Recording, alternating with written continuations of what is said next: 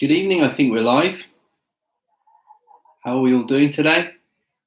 Hi Kelly, Mike, Joan, Bella, welcome. How's everyone today? Poor tea tonight, for a change. Hair everywhere. Oh, right. Been doing the old clippers, eh? I'm the same as you, Joan. I self-cut as well. I just wait till it gets too long and then do a buzz. Evening, Ed. Okay. Hi, Mike.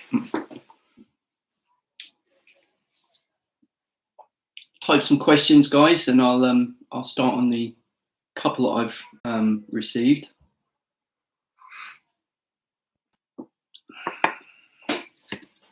Hi, Barbara.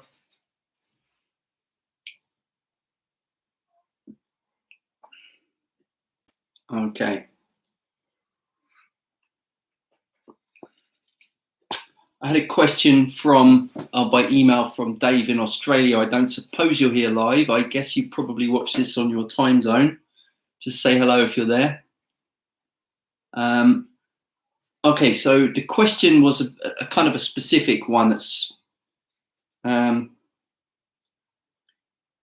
to do with last week. I was explaining the 𝐒𝐿𝐴 and the Tai Chi, and the reason I was explaining it was to try to show people that the theory of the so-called internal and external styles weren't as different as people might think. It's more the order of the training or the method of training, but the final result is not so different. That was my contention, and I read some classic from the Tai Chi and the classic from the 𝐒𝐿𝐴, and to try and explain that they were speaking the same language. That was my idea. So Dave has a reply. He said he enjoyed that video, and he asked a question. 𝐂𝐿𝐴𝐴 was influential in Hong-Gar, and I've read rumor that he also studied with 𝐿𝐼𝐴. Does the Dung family have any oral history you could share of 𝐂𝐿𝐴𝐴's influence on 𝐒𝐻𝐿𝐴? So for those of you who don't know, 𝐂𝐿𝐴𝐴 is called, that's a translation of I Am Bridge 3, and he was a famous Hong-Gar master. Did he study with 𝐿𝐼𝐴? I don't know. I can't say, Dave. It's possible. I mean, it was a small world in those days. I mean, the martial, it would have been the right time period. Now, the connection with the Dung family is that, so 𝐿𝐼𝐴 taught 𝐿𝐴 taught 𝐂𝐴𝐿𝐴. 𝐂𝐴𝐿𝐴 was my teacher's father's teacher, okay, 𝐂𝐴𝐿𝐴. And before he studied with 𝐂𝐴𝐿𝐴, he studied with a student of 𝐒𝐿𝐴𝐴. He spent quite a number of years doing Hong-Kong. And I can't tell you off the top of my head. I don't think I was ever told the name of his teacher, just that it was a student of 𝐒𝐿𝐴𝐴. So that's the connection. How much influence 𝐒𝐿𝐴𝐴 had on 𝐒𝐻𝐿𝐴, I don't know. I really don't know. I mean, in our family, there's a connection, and Dung Long had Hong-Kong. So maybe more in the Dung family than in the other lineages. In the 𝐂𝐴𝐿𝐴 or in the 𝐿𝐼𝐴, you've got the lineages of Lamapai, 𝐻𝐻𝐿𝐴, Bat-Hok-Pai, number of different styles which all have the same root. Some of them maybe had nothing to do with 𝐒𝐿𝐴𝐴. I don't know. So sorry, I haven't got a more interesting answer than that, but that was it. That was my only question. That's the only question I was sent this week. So I can't answer more than I don't know. So that's not very interesting, Waffle, is it? I don't know. Next. That's all for tonight. Okay, I'm going to talk a little bit. I had from one of my online students a message today, and it wasn't for the Waffle. However, Monique, if you're there, can you say hello? Because I'd like to talk about your question, because it was really good and really important. And if you're not there, I'm going to send you a link to this video. So I guess you're not there. So let's talk a little bit about this. So some people have injuries. Some people are older, or some people have, joint problems. And so the question is, I find that Tai Chi painful. Should I stop? and I can't do Tai Chi. I need to find something more gentle, something like that. And it's one I hear, and it's one I've heard, and I've had people stopping training in my classes because they say, oh, my knees are too painful or something like that. Of course, hands up, I'm very biased. Okay, I'm completely biased, but here's my genuine opinion on this. It's never a good idea to stop training. You have to modify how you train and what you do. But the Chinese medicine is really, really clear. Movement is healing. Running water doesn't go stagnant. The idea of immobilizing, the idea of freezing, the idea of icing, the idea of numbing is all the opposite of healing. Okay, but the question is, how do we do it in a sensible way? How do we do it in a way that, you know, recuperates and makes us stronger, doesn't make us weaker? So that's something I wanted to talk a little bit about tonight. So again, type if you have any questions on that or anything relevant to that.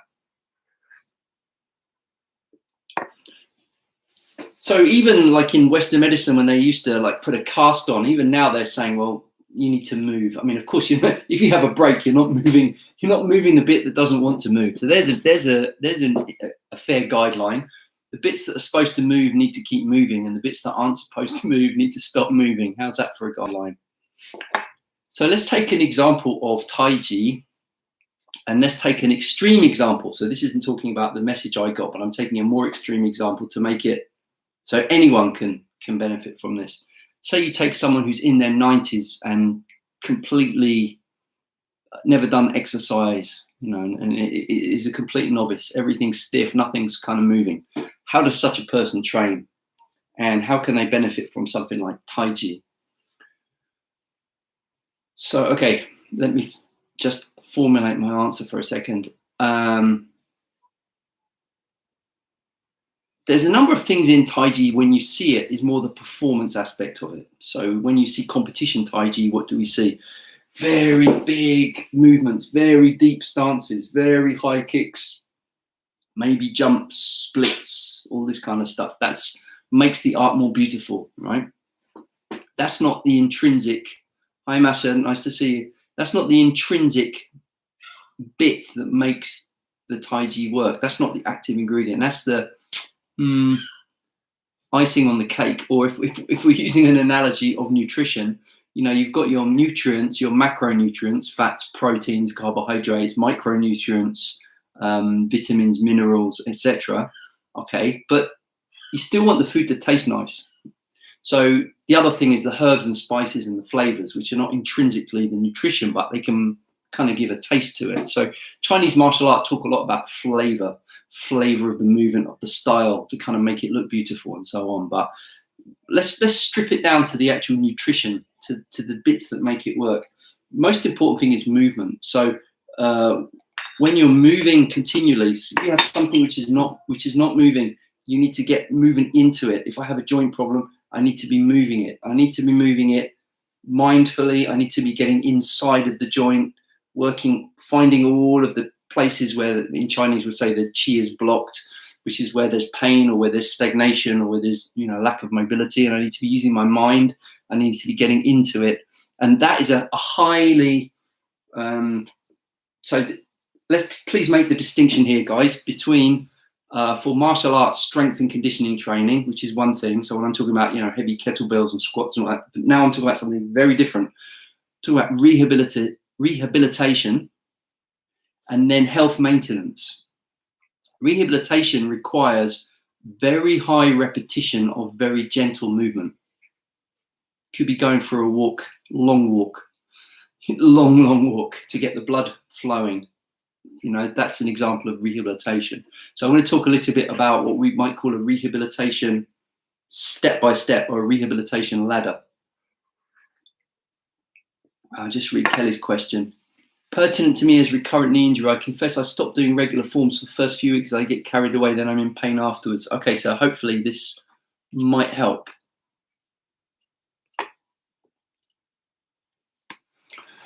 So what did I talk about? High repetition of very, very low intensity for rehabilitation, right?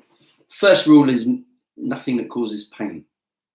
You might say, like, it hurts even to move a little bit. Like some people are in absolute, that degree of pain that you can't do anything. So perhaps then, if everything is that much pain that you can't get out of your chair, you can't move, you can't take a few steps, then maybe there's more. You need to be doing extremely simple, very, very gentle movements. In lying Qigong, for example, sitting Qigong, moving in a chair, and then progressing to standing, and then progressing to walking. So that's the kind of ladder that I'm talking about. But for most of us who can, walk a little bit and stand a little bit, move a little bit without pain, you're good to go with the Tai Chi forms, right? If otherwise, we have to adapt them into sitting and so on. Okay, once I've got the swelling down, I start doing physio type exercise and isometric loading in Tai Chi postures, and you suggested very high reps with small. Yeah, so that's correct. Everything's good then. Physio Tai Chi. Okay, what you're trying to do with Tai Chi, right? The principle of Tai Chi is you're trying to use your body in the natural way that it was meant to be used. Tai Chi movement is natural movement. There's nothing which is forced. There's nothing which is extreme. When you move, you're using your body in the way it was meant to be used, right? The posture is upright, is relaxed, the balance is there. You're not forcing anything, you're not straining anything. So therefore, it's the kind of ultimate physiotherapy, because it's simply using, and because it uses every joint in the whole body. So you're working everything, but without any kind of strain and without any kind of load, if you like. So let me talk a little bit about how we can do it with the Tai Chi and the stepping and so on. So maybe for this one, I may have to adjust. So I'm going to need to stand up, I think, to talk a little bit about this one. Bear with me, guys, because I'm set up rather different. Give me a second. So just going to...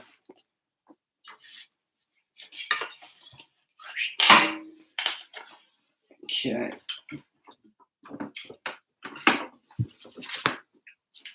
I'll use my wide angle lens. You can hopefully see what I'm talking about.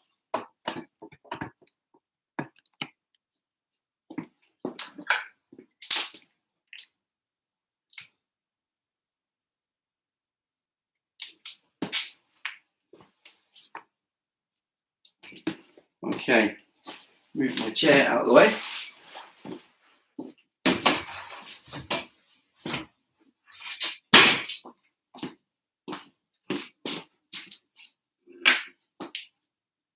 Okay, so the length of the step. What is your normal walking step? Your normal pain-free walking step. Okay, so if that is the length of your step, then when your knee is in line with your big toe, that's your bow and arrow stance.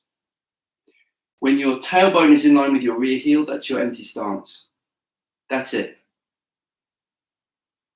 Empty stance, bow and arrow stance. Empty stance, bow and arrow stance. Here, we're not trying to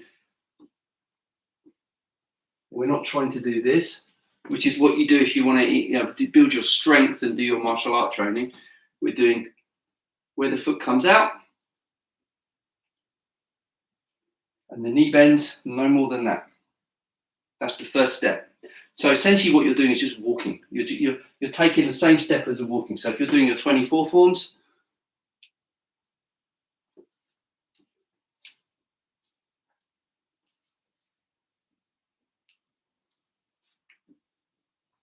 I'm still in an empty stance because I have no weight on that leg. I'm just not loading down into it. Okay, that's the first thing. The second thing is the speed of it. For rehabilitative Tai Chi, you go a little bit faster. You may go faster than the music plays. So, because if you do it really slowly, it's like riding a bicycle. You do it really slowly, it's harder. If you do it really fast, it's harder. There's a cruising speed. So, and the cruising speed is easier for your mind as well, for your brain. So, example. Okay. This kind of speed. Relax.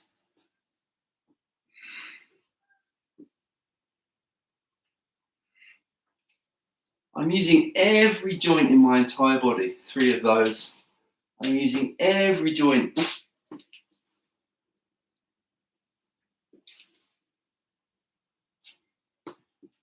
See?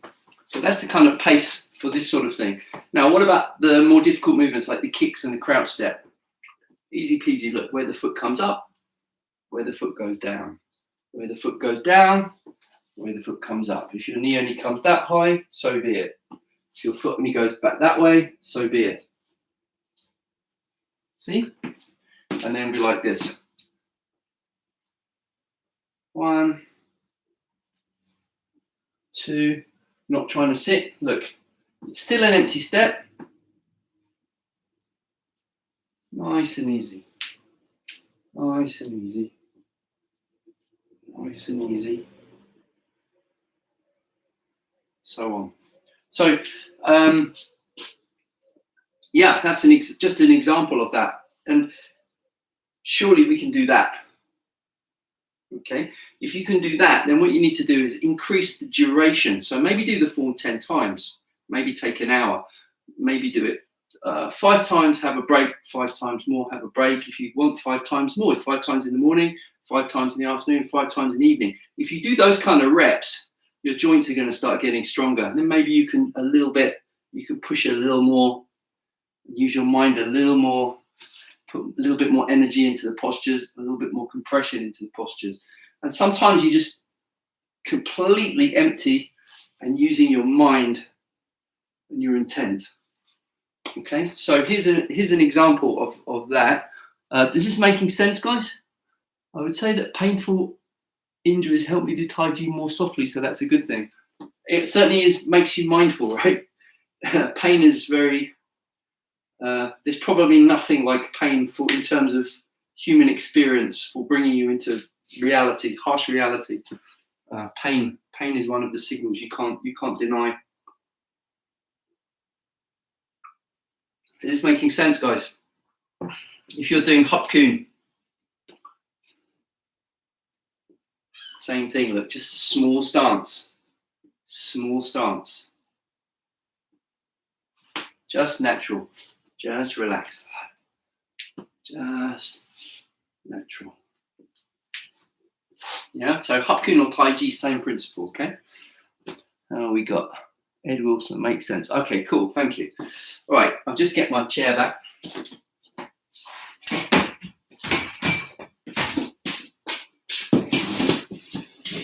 So that's the extreme example, right? If that is impossible, you're probably in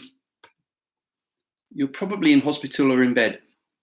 Okay, so we're talking about someone that can move a little bit, not fit, not necessarily like an athlete, but just you could be 90 years old. If you can get around and move a little bit, you can do that. Lost you just as you started to talk about 𝐏𝐿𝐴. We'll catch up. Is my signal gone? What happened? Can you guys still hear me? Joan lost me. Can you guys still hear me? I'll just wait for feedback before I carry on. Oh, your end. Oh, sorry about that. Okay. Okay, so that's one extreme. Okay, that's one extreme. So I'm showing you how a 90-year-old with a hip replacement and 2 arthritic knees can do Tai Chi, right? And then after that, it's a matter of just not forcing it at all, just practicing every day. Just do some movement, just move and breathe. Go out in the fresh air, find a nice tree, some water, practice, breathe. Try to take that energy into your body, try to harmonize, feel like you're connected to nature, let all the thinking start to settle down and just get absorbed in the movements, even very gentle movements. And that will have massive benefits on so many levels. You know, a lot of strength, even talking in the higher levels, like the fighters, a lot of strength gain is as much neurological as it is physiological. So the neurological pathways get rewired by the intention and by the feeling. So that's something similar to the Chinese concept of qi, where you have the physical force, and you have the intention, but then you have the energy which connects the two things together. So that's closely tied to things like neural drive and rate coding and various things in like sports science. Okay. And so let's talk the other extreme. So let's say you have an athlete. Say I have an athlete who is a fighter and, you know, is doing something really advanced. Say, let's take an extreme example. He's doing a one-legged jump off of a box, springing up to improve his power and his kick, something like that. And he's tweaked his Achilles tendon. So for him to do that one-legged jump off of that box is going to make his injury worse, because the amount of force going through it is going to make it worse, not better. And it's exactly the same principle as our 90-year-old Tai Chi person. What do? We go back step by step by step, and you find the first level that the person can do without pain. So let's say jumping one-legged off a box, that's pretty painful. Okay, yeah, but can you run on it? I can, but it's sore. Okay, can you walk on it? Yes. Can you walk uphill on it? Yes. Is that sore? No. That's where we start. And the problem with, I found this with most of my students, is that they skip this bit. I've had students, and you know, you guys who are on this will probably know some of the people who don't join in the jogging at the beginning of the class because they have an injury, and then they join in the sparring at the end of the class. It's like, you know, it's like saying I can't do this because my arms hurt, so I'm going to lift 100 kilos with a bench press. It doesn't make sense. So you have to be able to do a lot of repetitions at one level before you go on to the next rung of the ladder.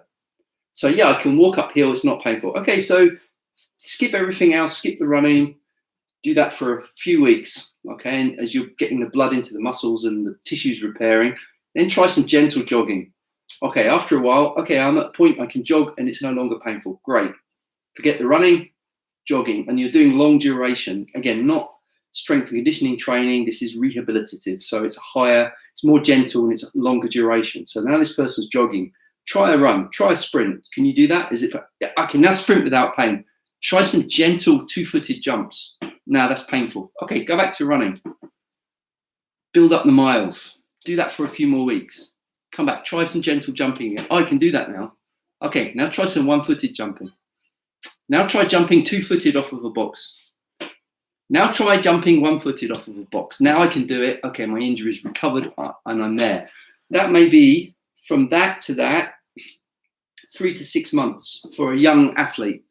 For somebody middle-aged like me, if I have a tear and injury now, it's more like 6 months, 9 months, right? And if you're elderly, it's maybe years, okay? So you have to be very patient. You have to be very patient and not be in a rush. But the thing that people don't do is spend enough time getting the groundwork, the previous levels. You have to really put the time in. Can you see where this is going with the Kung Fu, with the Tai Chi? You do it at that high stance before you can go low. If I can't go low without pain, I keep doing it high, but I do more of it. Now I can start to sink a little bit. Okay, now you can try a few kicks. Can't do that. Okay, don't worry about the kicks. Don't worry about the crouches. Add them in gently as and when. But you need to change your mindset a little bit. The goal of the Tai Chi is not to do high kicks or low stances. The goal of the Tai Chi is to simply practice every day. That's it. The goal is the practice. So the other stuff will happen automatically. So you're not pushing yourself into any particular, I must do this, kick this high or go this low or do this, do that. The reason I'm showing it maybe a bit more extreme is for people who can do that and need to, because you need to do it at the level that you feel somewhat of a workout, something of an exercise. If it's too easy, you don't get a benefit from it, okay? But for some people, this is enough already. This is enough already. So let's give an example. Hey, KK, great to see you. Hope you're doing well. Thank you for joining us. So yeah, for some people, just this is already enough. Now, what would be the example? Right, 1, I'm not using my arm strength, but my feeling is trying to connect my hand through my waist and my force going down into the floor. So I'm learning to coordinate my whole body. And whether you call that Fu Jiao in 𝐿𝐿, whether you call that Qi Chui in 𝐻𝐻, whether you call that Lao Sak Lao Bo in Tai Chi, it's the same neural pathways, it's the same connection, it's the same coordination. And I'm not putting strength into it. I'm trying to feel my hand connecting through to the ground. Okay, that would be one thing. If I want to put some tension in to build some strength in the muscles and as a secondary thing, okay, you can do that. Not too much, you can do that. If I want to actually hit a bag or something to give me some resistance, I can do that. But I wouldn't do any of these if they cause pain. So if I'm doing it for rehabilitation, I stop the one before causes pain. Okay. And that's an example of like that kind of step by step. I've lost my train of thought a little bit, but just give me some feedback if this is kind of making sense to you guys, or if you have any questions. This is the idea of rehabilitating as a ladder, as a step by step progression. And you can help each step. So what are the main things you've got? In Chinese medicine, you have maybe 4, I would say. Acupuncture, herbs, massage, Qigong. So acupuncture for increasing the energy flow, releasing the blockages and so on. Herbs, so Chinese herbal medicine. Massage called Tai Chi or Tuina in Mandarin, where they're getting into the points and working manipulation.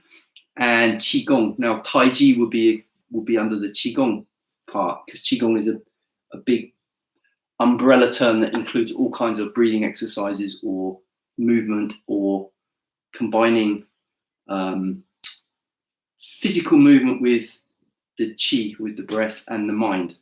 So that will be Qigong. So those would be like the 4 pillars of Chinese medicine, if you like. All those can help.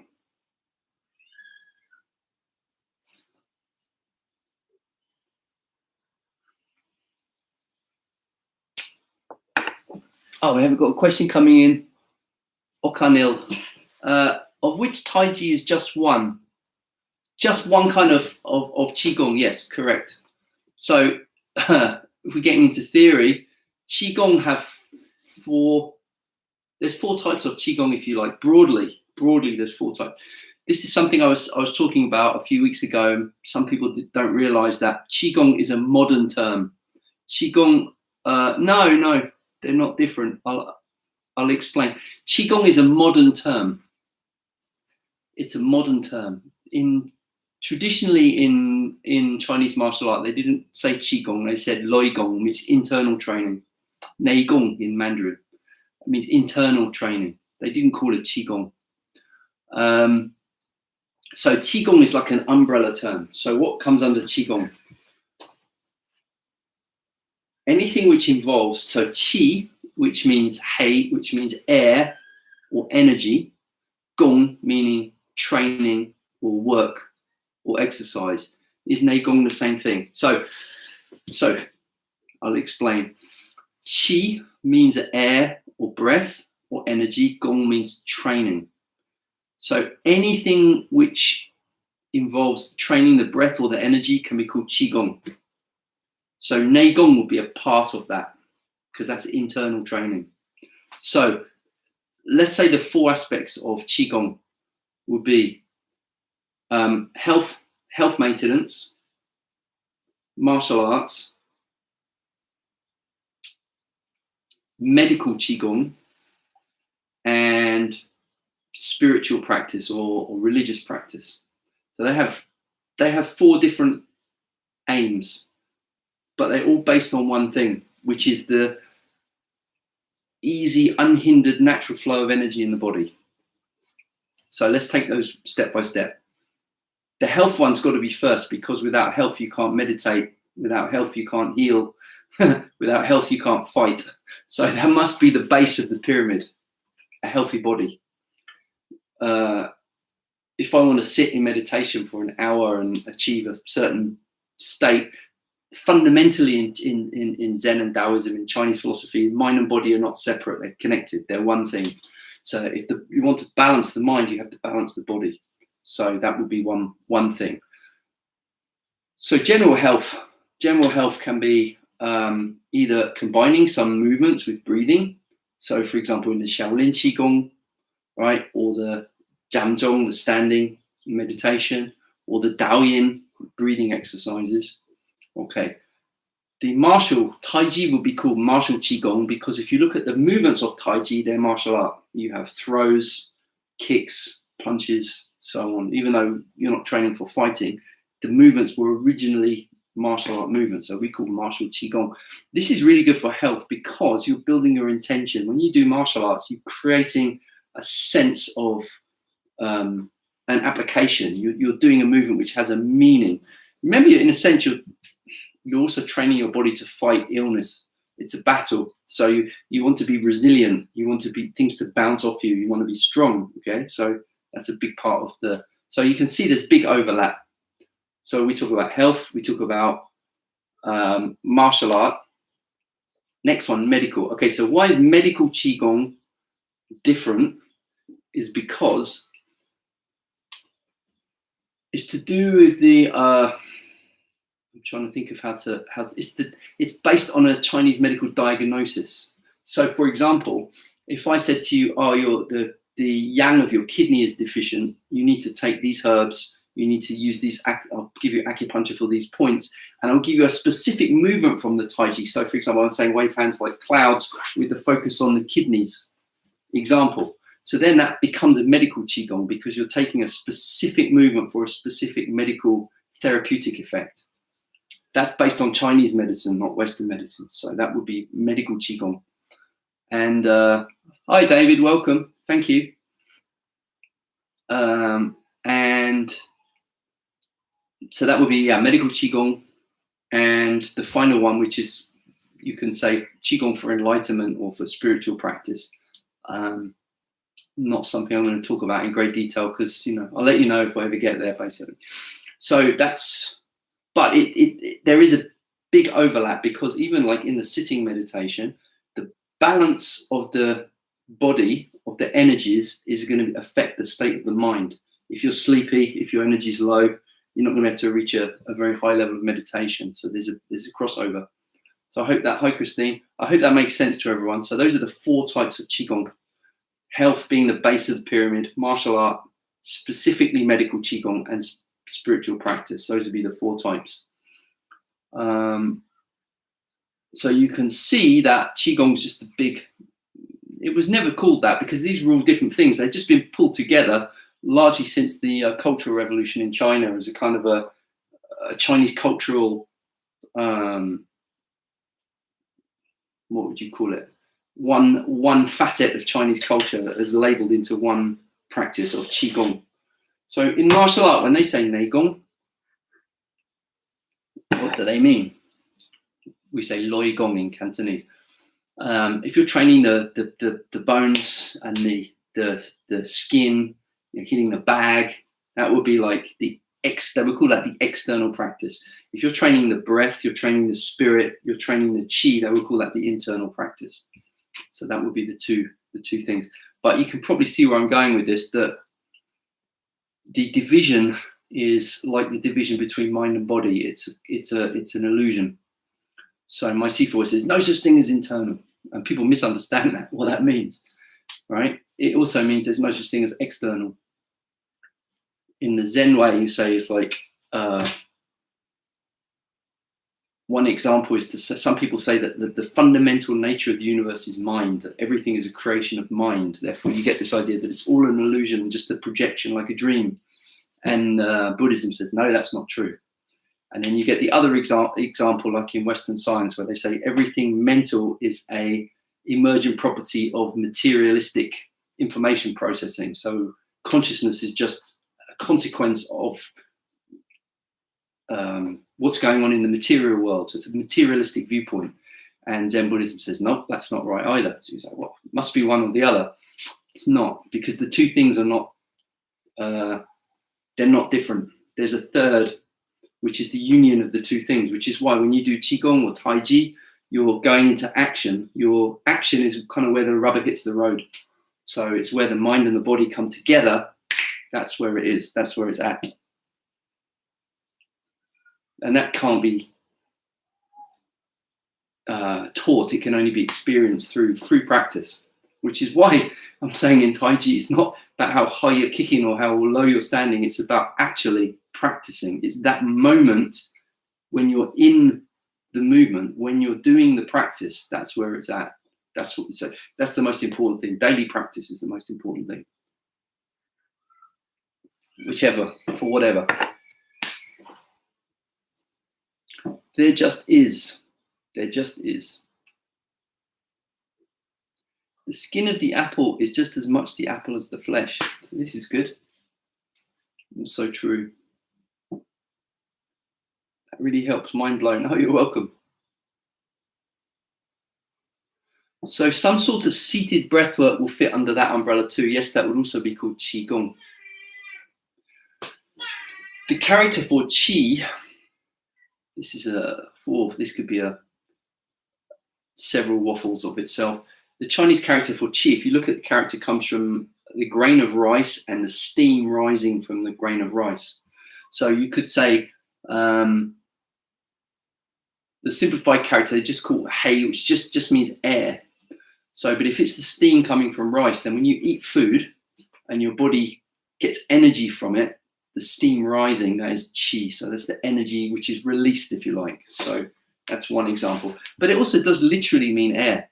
So in martial art, when you say I'm training air, in Western boxing they use the terminology of wind. They say, oh, you're winded, or you need to you haven't got enough wind, and they also talk about he's gassed out. If you hear in boxers, they say, oh, he's gassed out. So it gets to the 5th or 6th round and his punches have got no power because he's gassed out. Why? Because he's still strong. He's equally strong, but why his punches got no power? It's to do with mitochondria and oxygen, and like the muscles can't actually get the energy out. That is Qi. That is so cardio is working the Qi aspect of it as well. So you can see it's such a vague term that you can pull loads of things in, which it's a kind of fuzzy logic thing, which is useful sometimes to have vague terms, but sometimes you want to tie it down because sometimes people waffle on about Qi and it's like meaningless. Somebody attacks them and they try to do something to do with Qi and then they get beaten up. So it's just a misunderstanding. Kelly, recently I managed to get knee swelling down quickly with heat, elevation, massage, acupressure. Perfect. Yeah, exactly. I recall the term Lin Gong. So, okay, Lin just means practice. So Lin Gong just means practice Gong. So that can be Qigong, that can be Nei Gong, that can be any kind of Gong. Gong is work. So any kind of exercise, you can say Lin Gong. Have I answered everyone? Ed, on internal external, I was wondering if you think there are meaningful similarities between Tai Chi and the other internal styles that make them uniquely internal. Is it just emphasis? I have to be careful because what I say here, because this could be considered inflammatory. When you talk about the other internal styles, generally people by that mean Xingyi, Bagua, Tai Chi, right? Those are the so-called 3 internal styles, Xingyi, Bagua, Tai Chi.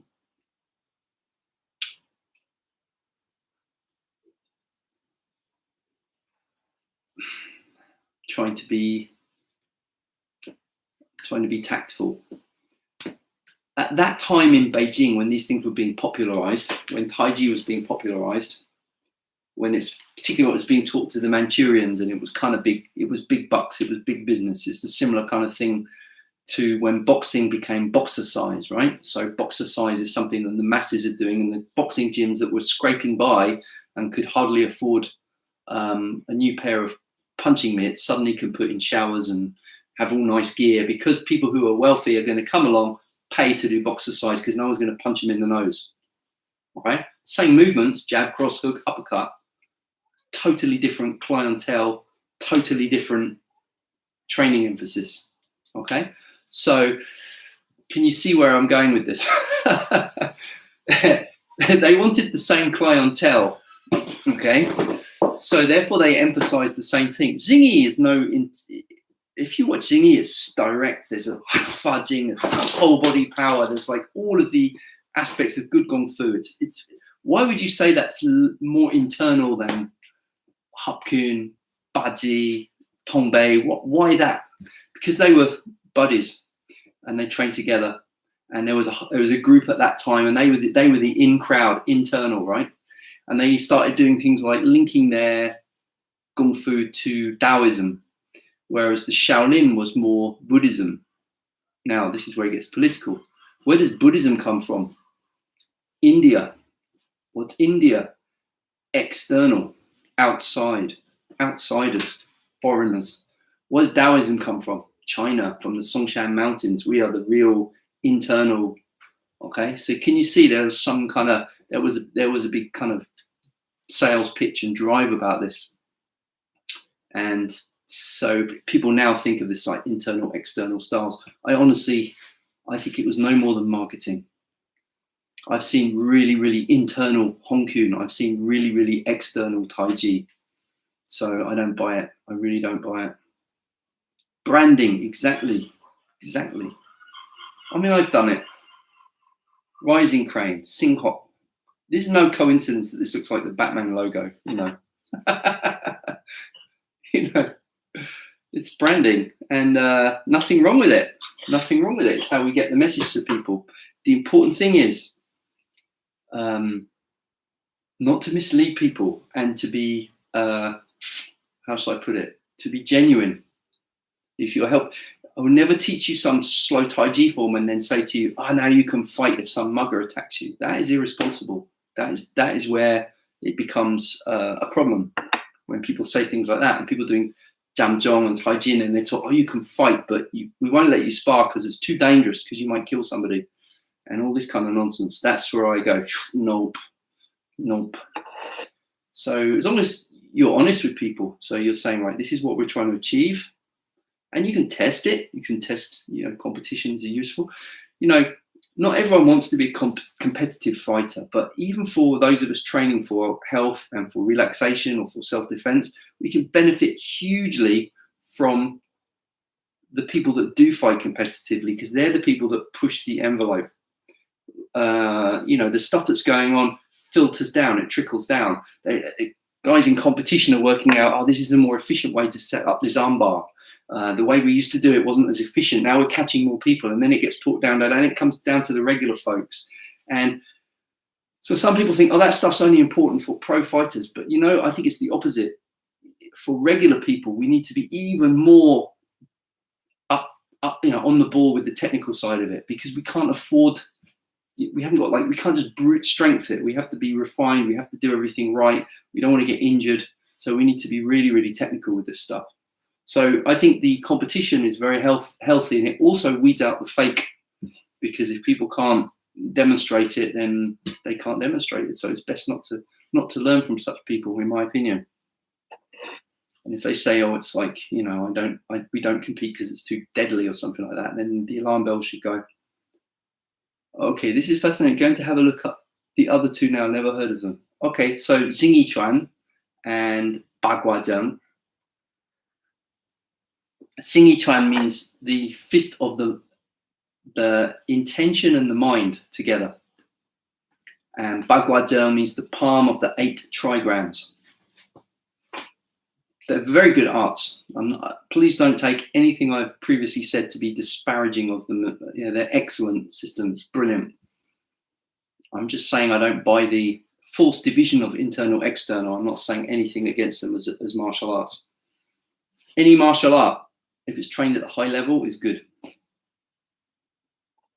most important thing is have a good teacher, have a good method, and practice every day. That's it. Everything else is secondary. Okay. We are time, guys. Not just out of curiosity, I've not heard of them. Loving my Tai Chi. Great. I'm so glad to hear it. Yeah. They have different, again, using the flavor analogy, they have 3 different flavors. Yeah. Both names sound really esoteric. Well, so is Tai Chi Chuan.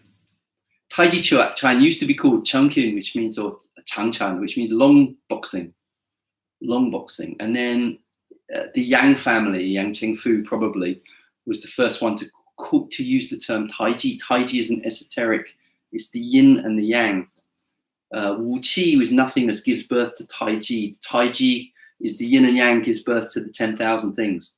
Branding, right? He was using an esoteric Taoist concept and applied it to Tai Chi for the first time.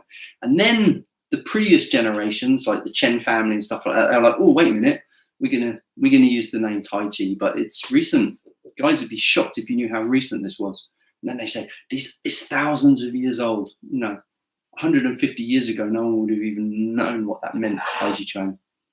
So, you know, put it into perspective. It's not thousands of years old.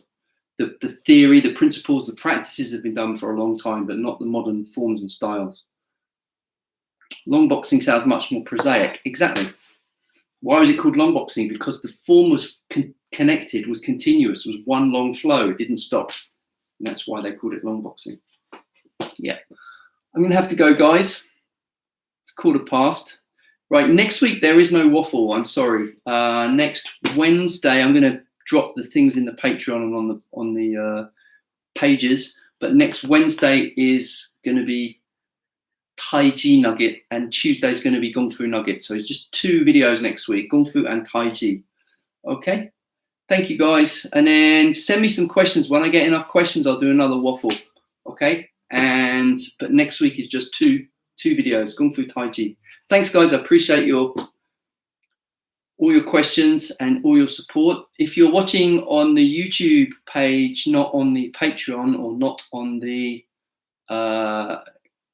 Academy, please check out the links below this video. Consider supporting this channel by purchasing a course or supporting me on Patreon, and you'll get at least 2 videos every single week for a massive £3 a month. So all appreciated. And I'm going to be doing these from China as soon as travel opens up, so you'll get to see it from source. Okay, thanks a lot. Thanks, Joan, Barbara, David, Mike. Thanks a lot. Thank you to all of you.